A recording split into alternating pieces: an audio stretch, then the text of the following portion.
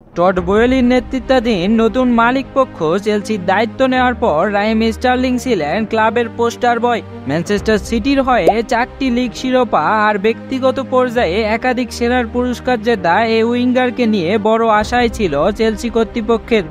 2 বছর পর সেই স্টার্লিংকেই দলবদলের দরজা বন্ধ হয়ে যাওয়ার ঠিক আগ মুহূর্তে তাড়াহুড়া করে আর্সেনালে পাঠিয়েছে চেলসি। তাও আবার বিক্রি নয়, ধারে পাঠিয়েছে তাকে আর্সেনালে খেলার জন্য। চেলসিতে চুক্তির আরও 3 বছর বাকি থাকা স্টার্লিং আর্সেনালে গেছেন 1 বছরের জন্য। 29 বছর বয়সী স্টার্লিংয়ের যে চেলসি অধ্যায় শেষ হতে চলেছে সেটা স্পষ্ট হয়ে উঠেছিল সপ্তাহ 2 আগেই। নতুন মৌসুমে লিগে চেলসির প্রথম ম্যাচ ছিল ম্যানচেস্টার সিটির বিপক্ষে। ওই ম্যাচে তো বটেই স্টার্লিংকে চেলসির মূল স্কোয়াডেই রাখেননি নতুন কোচ এনজো মারেস্কা। ইতালিয়ান এই কোচ আরও অনেকের সঙ্গে স্টার্লিংকে পাঠিয়ে দিয়েছিলেন বোম্বি স্কোয়াডে। চেলসিতে অভ্যন্তরীণভাবে যা লোন স্কোয়াড হিসাবে চিহ্নিত করা হয়েছিল। সিটির বিপক্ষে ম্যাচের পর কোনো রাগঢাক না রেখেই মারেস্কা সংবাদ মাধ্যমকে বলেছিলেন, ওর সঙ্গে আমার কথা হয়েছে, বলেছি ওর জন্য মিনিট পাওয়া কঠিন হবে। চেলসিতে খেলা 2 মৌসুমে স্টার্লিং 81 ম্যাচে করেছেন 19 গোল, যার মধ্যে সর্বশেষ মৌসুমে 43 ম্যাচে করেছেন 10 গোল। বিনিয়োগ এবং পরিকল্পনা অনুসারে দল হিসাবে চেলসির যে প্রত্যাশা ছিল সেটি ব্যর্থ হওয়ার পিছনে স্টার্লিংয়ের পারফরম্যান্সে যে ঘাটতি আছে সেটা বলাই যায়। তবে মারেস্কা তাকে শুধু ফর্মের জায়গা থেকে বাদ দিয়েছেন তা নয়, স্পষ্ট করেই বলেছেন যে ধরনের উইঙ্গার তার পছন্দ স্টার্লিং তেমন নয়। ইতালিয়ান কোচের ওই এক মন্তব্য স্টার্লিংয়ের সাফল্যের ইতিহাসে ভূকম্পন ধরানোর মতো। 2012 সালে লিভারপুলের মূল দলের হয়ে অভিষিক্ত এই উইঙ্গার 4 মৌসুম পর যখন সিটিতে নাম লেখান তখনই দাম উঠেছিল তখনকার প্রিমিয়ার লিগের রেকর্ড 4 কোটি 90 লাখ পাউন্ড।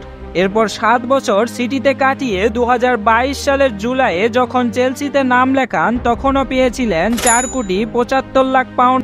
আর 2 বছর পার না হতেই কিনা চেলসিতে তিনি বাতিল খেলোয়াড়।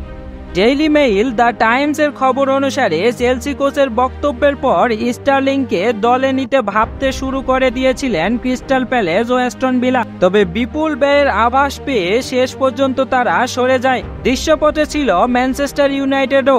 তবে দলবদলের শেষ দিনে এসে চেলসির সমঝোতা হয়েছে আর্সেনালের সঙ্গেই, আর এতে লাভ হয়েছে স্টার্লিংয়েরই। আর্সেনালে আগে কখনো না খেললেও এটি তার জন্য ঘরে ফেরার কাছাকাছি। সিটিতে থাকার সময়ই সহকারী কোচ হিসেবে যাকে পেয়েছিলেন সেই মিকেল আর্তেতাই যে এখন আর্সেনালের প্রধান কোচ। স্প্যানিশ এই কোচ স্টার্লিংকে বেশ পছন্দও করেন। কিছুদিন আগেই বলেছিলেন, সিটিতে আমাদের বন্ধন দৃঢ় হয়ে উঠেছিল। ওই সময় সে অবিশ্বাস্য ভালো খেলোয়াড়, সে এমন একজন যার বিষয়ে আমি ভালো অনুভূতি ধারণ করি। মারেস্কার কাছ থেকে বিতাড়িত স্টার্লিং এর জন্য আর্তেতার কাছে আসতে পারা তাই বড় সৌভাগ্যেরই, যেটা ফুটে উঠেছে আর্সেনালের জার্সি গায়ে ওঠানোর পর 29 বছর বয়সী এই উইঙ্গারের প্রাথমিক প্রতিক্রিয়াতেও।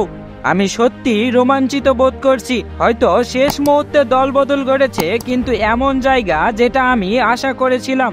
সবকিছুর দিকে তাকিয়ে আমার মনে হয়েছে এটাই আমার জন্য সবচেয়ে উপযুক্ত জায়গা। এখন দেখার বিষয় লিগ শিরোপায় চোখ রাখা আর্সেনালে স্টার্লিং নিজেকে কতটা ফুটিয়ে তুলতে পারেন। For more updates, subscribe to our YouTube channel and click on the bell icon. Follow us on Facebook.